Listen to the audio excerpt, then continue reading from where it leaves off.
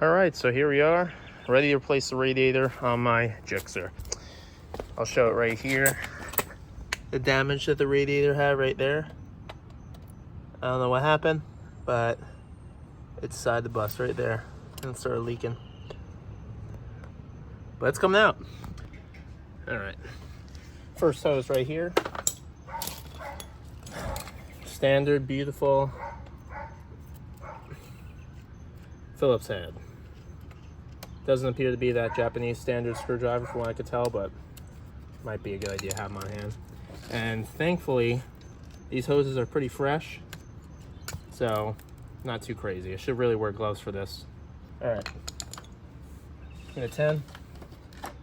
I'm just doing this. And by the way, I know this is a weird little breaker bar thing. I don't know where I put my ratchet.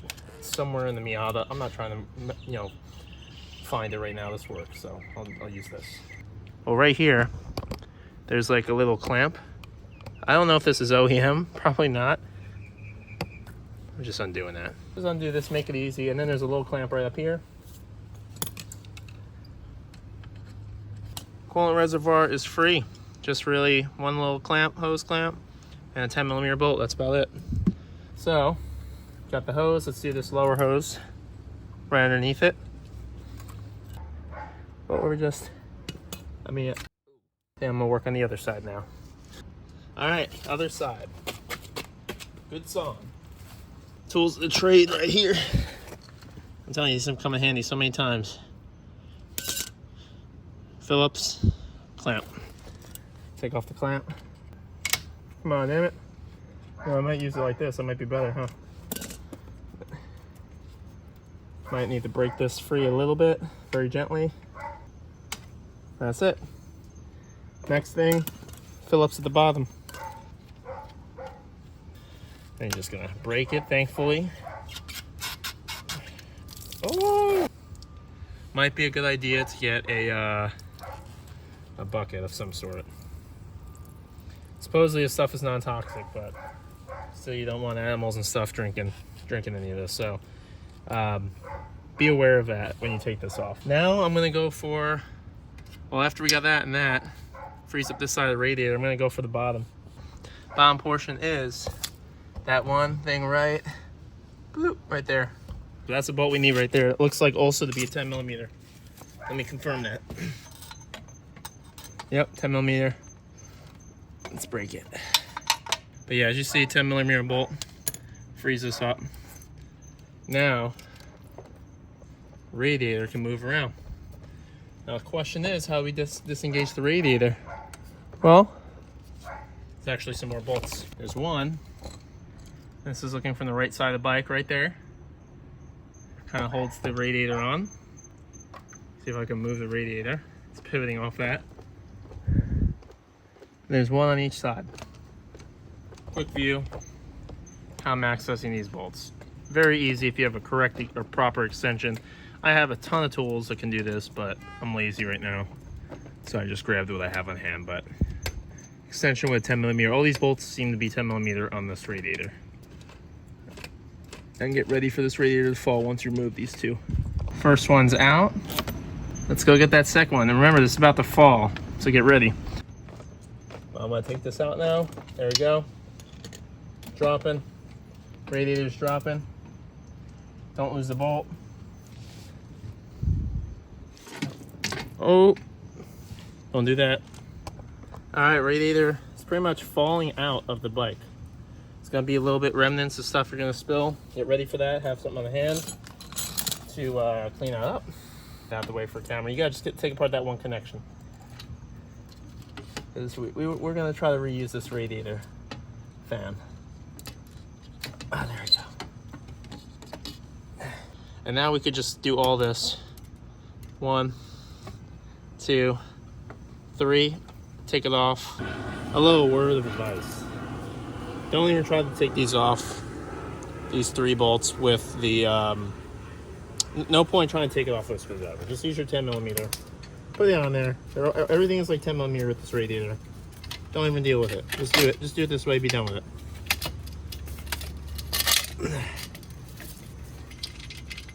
And there you go. 1, 2, 3. All right, comparing the two, I was looking over, they're really close, and don't mind all these little bolts everywhere. They're really close. Look, you got the bottom port for the lower radiator hose, top hose, these two, that hole, and this hole seem to be like this is not the same exact spot, but it fits perfectly. I mean, really, honestly, 1, 2, 3 for the fan. 1, 2, 3 for the fan. Top port comes with a cap. Not bad. Only thing is for these mounts here, like the 1, 2, and these 2, and like that, well, that bottom one's fine, but all these top mounts, these 4, you're gonna have to take out these like rubber pieces. Seem to just slide off. You get the rubber, and then you just put them on the other one, push on just like that. Looks pretty good. So for these are the top mounts. There's like a little piece they can pull out that holds it together, and then you could, like, let me put that little piece down. It folds in. Okay, so you're gonna have to fold one side like in. It's kind of hard to do, but like I'm folding it in and pushing it through.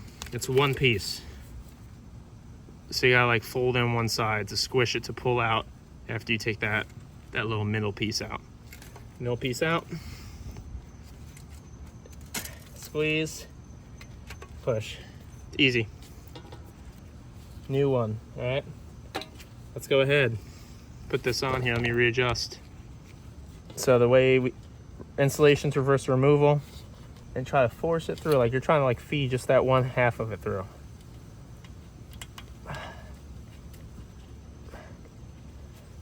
Not as bad as I thought it would be. There you go. Look at that. And then don't forget your little part you put in there. Look at that. Easy peasy. A little bit of liquid on there just to make it easy. And getting bit by mosquitoes out here, man. Making this video. It's better get some views. Getting bit up out here for you. There we go. Look at that. 2 seconds in both sides. The rubber damper, the rubber pushing. Now I'll put that little middle piece in. Boom. Done.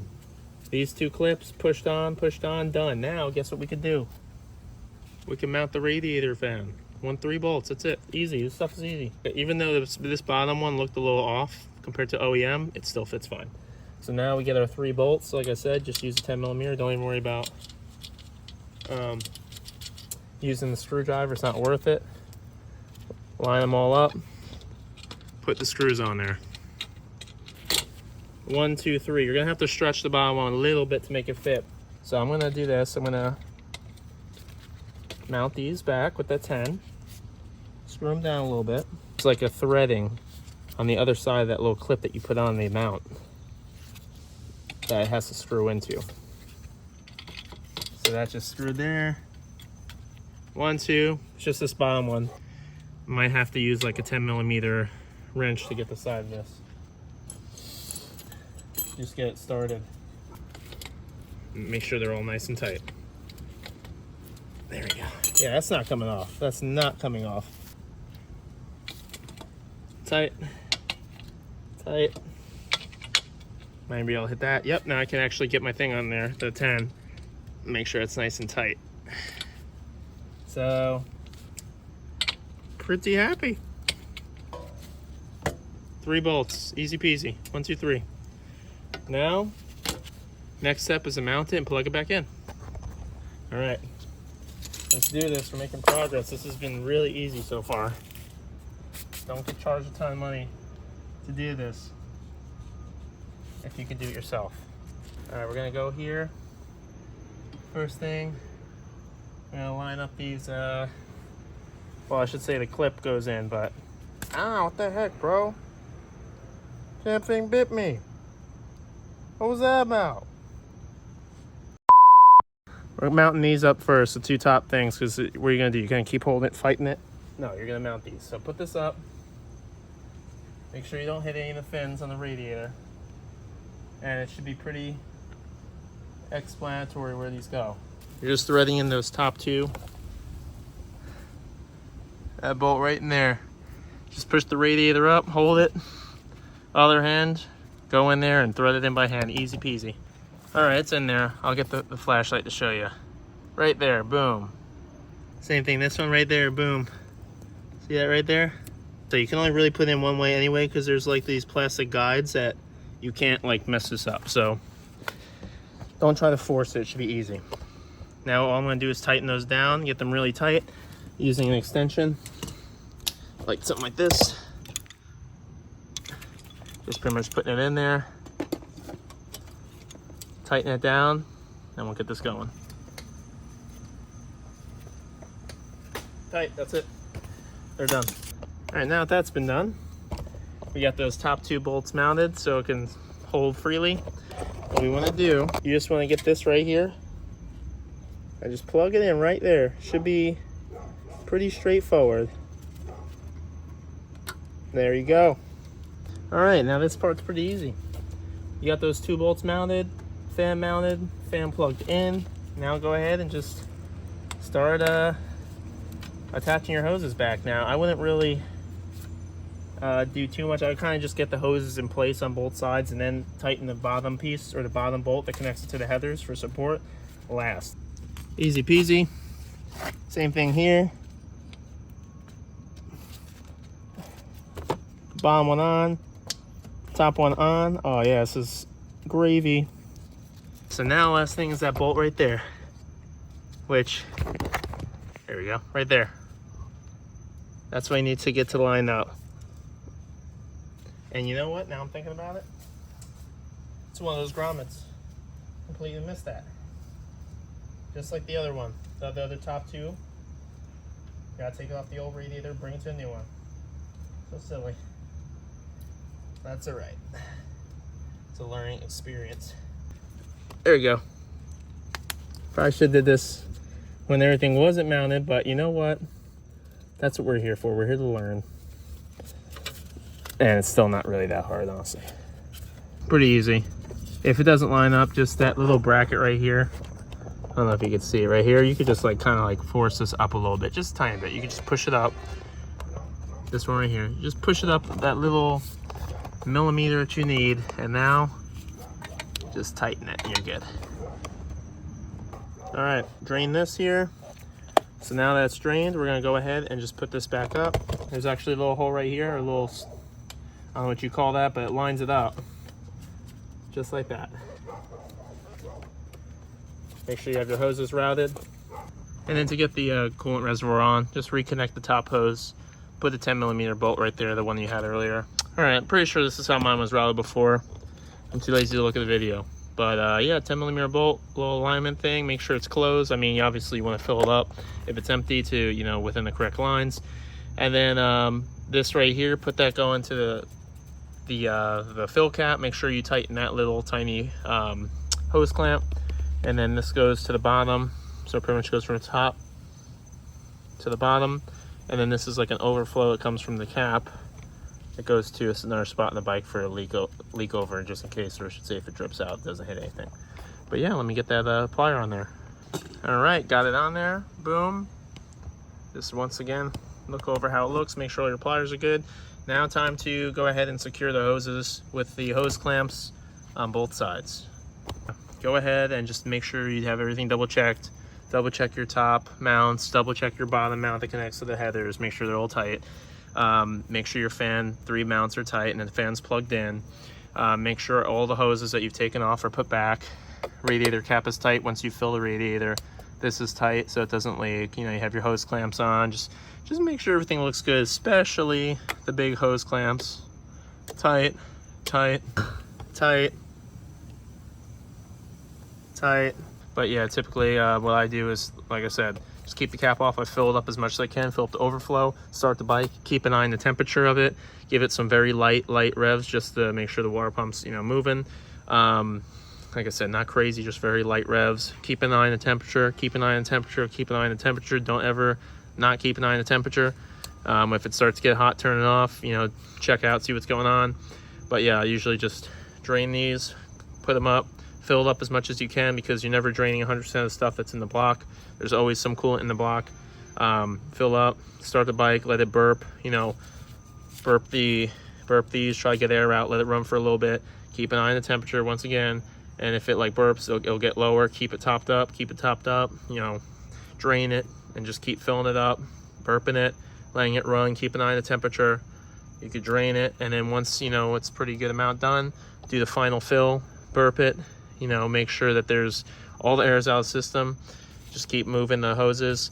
And usually you can tell when the thermostat opens on a bike or a car or anything, because when both hoses are hot, then you know. If only one hose is hot, the thermostat hasn't opened yet, there's still coolant in the block that hasn't been touched. So if both hoses are hot, you know the thermostat's cycling or opened, then you know that you have pretty good amount of coolant that's flowing, then you can drain it. So yeah, keep it full, keep maintaining temperature.